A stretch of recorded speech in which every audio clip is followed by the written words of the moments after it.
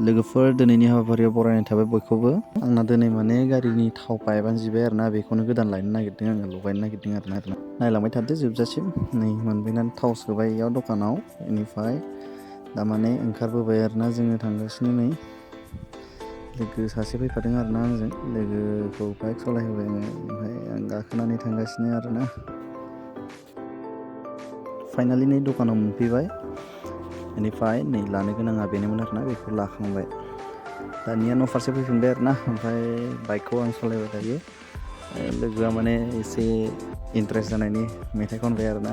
सान्दुं गोसा नालाय, लामा सामा बिदि सिरि सिरि थांबोला बरिं नाङो नालाय, ओंखायनो लोगोआ होबाय आरो जोंना मेथाइ खननाया दोंसे स्रायनो।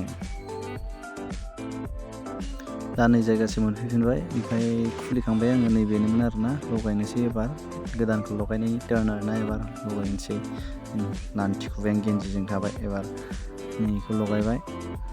बेनिफ्राय इयाव माखासे बुस्थुफोर लगायबावनांगौ दङ आरोना, बेफोरखौ मारिजोबनोसै। गासिबो जाजोब्बाय आरोना, ओमफ्राय दा रिजार्भ मोनसे दङ, बेखौनो मारिहैनोसै आरोना, थांसै लोगोफोर, बाय बाय।